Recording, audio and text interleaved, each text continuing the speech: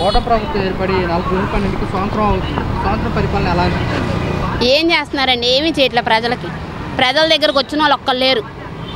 ముందు నిరుపేదలు అసలు ఎవ్వరూ ఏమీ చూడట్లా. మధ్యతరగతి వాళ్ళు ఇంకా చూడట్లా. ఎంతసేపు కుల మతాల భేదాలు తప్పించి ఇంక ఏమీ లేవు. ఆ ఎవరికి వాళ్ళ కులాలని వాళ్ళు సపరేట్గా ఎంచుకొని చూసుకొని వాళ్ళ కేటగిరీలో చూసుకుంటున్నారు. బడుగు బలహీన వర్గాల వల్ల అసలు వదిలేశారు. ఎవరిని అసలు పట్టించుకోవట్లా. ఏమీ అమలు పరిచామని చెప్తున్నారు. ఏమీ రావట్లా అసలు. ఈ నెల జూన్ 12న 4 పథకాలు ఇస్తామంటారు. పిల్లలకి తల్లికి వందనం కానివ్వండి, ఒంటరి మహిళలకు కొత్త పెన్షన్ కానివ్వండి, ఇలాంటివి. స్కూల్ స్టార్ట్ అయ్యాక మళ్ళీ 15వ తారీఖుని పెట్టారండి. మళ్ళీ రీసెంట్గా వచ్చింది. మరి ఇంకెప్పటికి వస్తాయో తెలియదు. వచ్చి అంటే ఎంతమంది పిల్లలు చదువుకుంటే అంతమందికి ఇస్తామంటున్నారు. కానీ అంతకు 2 ఛార్జీలు ఇప్పుడే పెంచేశారు. కరెంటు ఛార్జీలని, గ్యాస్ బండ ఛార్జీలని అన్నీ పెంచేశారు. గ్యాస్ బండ్లు ఫ్రీ అన్నారు. ఏమీ ఇవ్వట్లా. ఏదో అమల్లోకి రావట్లా. వస్తుంది అంటున్నారు. ఎంత 100 మందికి కనీసం 30 మంది శాతం ఇస్తున్నారు. 70 మంది శాతం పోయినట్టే. అది వాళ్ళకు అనుకూలమైన వాళ్ళకి ఇస్తున్నారు. అసలైన కేటగిరీ సంబంధం వాళ్ళకి ఎవరికి ఇవ్వట్లా.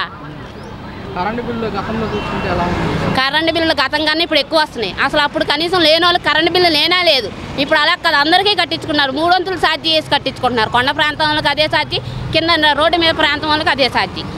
మరి ఇప్పుడు ముఖ్యంగా చూసుకుంటే డోర్ డెలివరీ వ్యాన్లు రద్దు చేయడం జరిగింది. మళ్ళీ డీలర్ వద్దకు వెళ్ళి తీసుకోవడం పద్ధతి తీసుకొచ్చారు.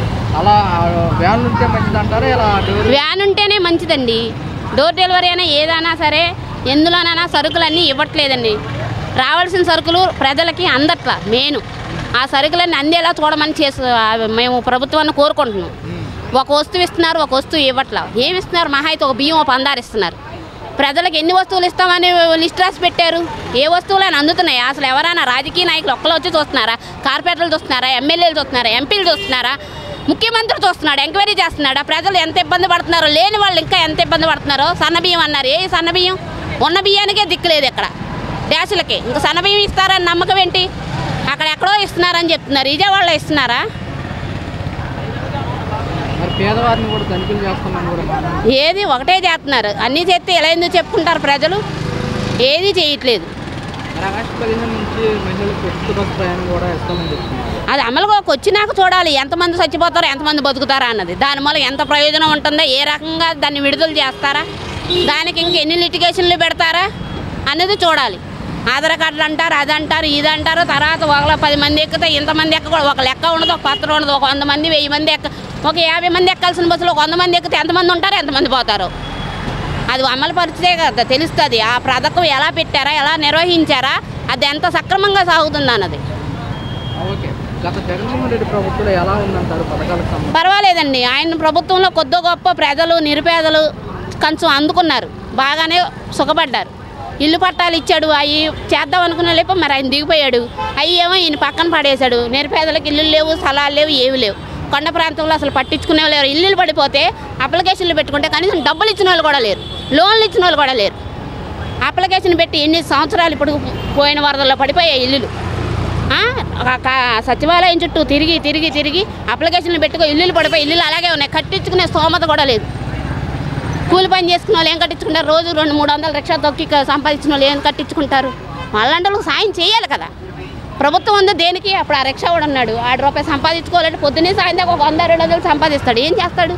ఏనికి వస్తుంది ఈ రోజుల్లో? ₹1,00,000 సంపాదించిన వాడికే రూపాయి మిగలట్లా.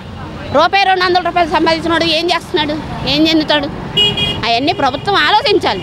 సీఎం కాడి నుంచి పిఎం దాకా ఆ పథకాలు ఇస్తాం, ఈ పథకాలు ఇస్తాం, ఏంటి పిల్లలకి అన్ని డబ్బులు ఇస్తాం, ఈ డబ్బులు ఇస్తాము, నిరుద్యోగులకు ఉద్యోగాలు ఇస్తాం. ఏ ఉద్యోగాలు వస్తున్నాయి? ఏ ఉద్యోగాలు రావట్లా, ఏ ఉద్యోగాలు ఇవ్వట్లా.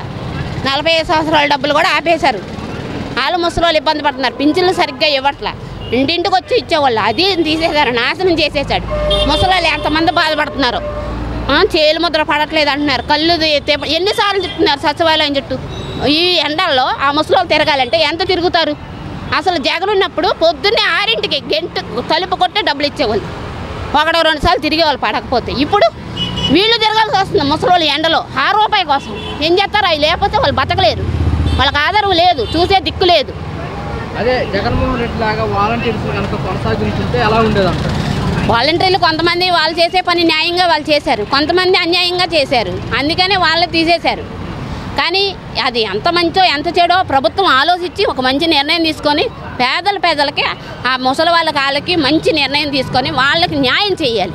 చెడ్డ వాళ్ళు తీసేయమని మంచి వాళ్ళు పెట్టి వాళ్ళకి న్యాయం చేయమని. ఏరియాకి 10 మందిని 3 4 వేసేవాళ్ళు ఒక 2 3 వేసి వర్క్ చేయించుకోమను సగం జీతం అంతేకాదు. 3కి ఇచ్చే జీతం సగానికి ఇస్తారు చేయాలి కదా. అలాగా ఇప్పుడు ఒక ఏరియాలో 2 3 వేస్తున్నారు. 2 3 ఎందుకు?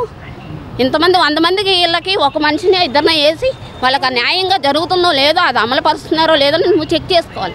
కార్పొరేటర్లు కానీ ఎమ్మెల్యే ఎంపీలు అందరూ ఉంటారుగా, ఎంఆర్ఓలు విఆర్ఓలు ఉంటారు కదా, అందరూ చూసుకోవాలి.